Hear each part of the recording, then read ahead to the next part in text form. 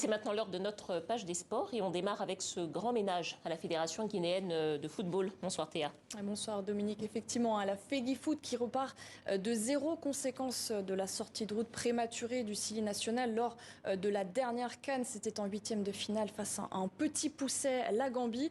Ça a laissé des traces. Résultat, tous les staffs de toutes les sélections nationales sont limogés. Seule l'équipe féminine des moins de 17 ans échappe à la purge. À l'origine de ce coup de balai radical, le comité de normalisation qui dirige actuellement la FEGIFOOT. La situation est en revanche un peu plus complexe concernant le sélectionneur du Sili national, Kaba Diawara, nommé en décembre dernier. En théorie, un appel à candidature pour le remplacer va être lancé. D'ici là, il continue d'assurer l'intérim parce qu'il y a d'importants rendez-vous qui se profilent. Écoutez. Nous avons des échéances en juin avec les éliminatoires de la CAN 2023. Nous avons des journées FIFA courant mois de mars là. Et à ce titre, il a été expressément indiqué au sélectionneur Kaba Diawara de continuer le mandat d'assurer le rôle de sélectionneur pour ces échéances jusqu'à l'achèvement du processus. Allez, on quitte les Guinées, on part pour le Sénégal, Théa, où le coup d'envoi de la Basketball Africa League a été donné cet après-midi. Ouais, premier match de cette deuxième édition de la balle, comme on l'appelle. Il opposait le Duc de Dakar face au SLAC de Guinée, deux équipes de la conférence Sahara. Et les champions du Sénégal qui n'ont pas su convertir l'essai devant leur public. C'était pourtant très bien parti. Le Duc offensif d'entrée de jeu, panier à 3 points converti par le Français Jordan Aboudou. Les Sénégalais mis ensuite en garde par ce dunk du SLAC, le tout premier de la compétition. Mais ce n'est qu'après la pause que les Guinéens ont vraiment pris l'ascendant. Un homme très en forme ce soir, Marcus Christopher Crawford, grand artisan de la victoire du SLAC. Le SLAC qui s'impose finalement sur le score de 85 à 70 sur le parquet de la Dakar Arena. La suite demain avec deux matchs au programme. Il devrait également nous tenir en haleine avec l'entrée en lice toujours dans cette conférence Sahara des Marocains de l'AS Salé considérés comme l'un des favoris du tournoi. Ce sera face aux Rwandais du REG.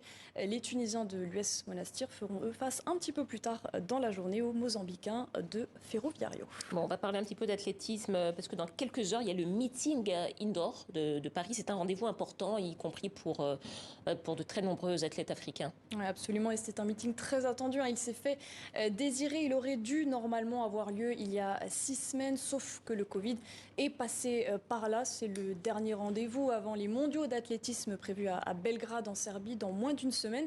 Dernière chance donc de se qualifier pour les sportifs. Alors l'Algérien Yasser Triki, lui, n'a pas ce problème. Il est déjà qualifié, le spécialiste du triple saut. Et surtout là, pour confirmer après son exploit cet été à Tokyo, notre envoyé spécial Karim Baldé nous en dit plus. Yasser Triki, désormais sous le feu des projecteurs. À 24 ans, le natif de Constantine sera présent ici à Paris pour le meeting d'athlétisme de Bercy. Dernière répétition avant les mondiaux de Belgrade. Lui est déjà qualifié, mais l'objectif sera avant tout de se rassurer après sa prestation moyenne lors du meeting de Liévin dans le nord de la France. C'était il y a quelques jours. Yasser Triki a pris une autre dimension depuis sa 5e place aux Jeux Olympiques de Tokyo dans un concours du triple saut plus ouvert que jamais.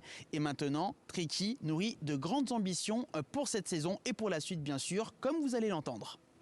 Je pense que je suis prêt pour aller plus de 17 mètres. Déjà, c'est quelque chose de bien pour moi. On a planifié au début de saison, moi et mon entraîneur, pour aller chercher les médailles, pas pour aller chercher les finalistes ou chercher le top 8, top 5. Là, cette saison-là, on cherche le podium. Après 2 ans, 3 ans, on ne cherche pas le podium, on cherche l'or direct, Inch'Allah.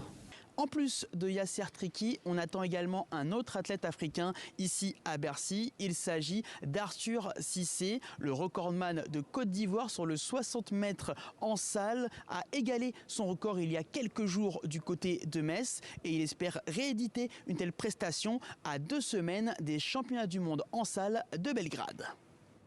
Merci Théa, on vous retrouve demain. Voilà.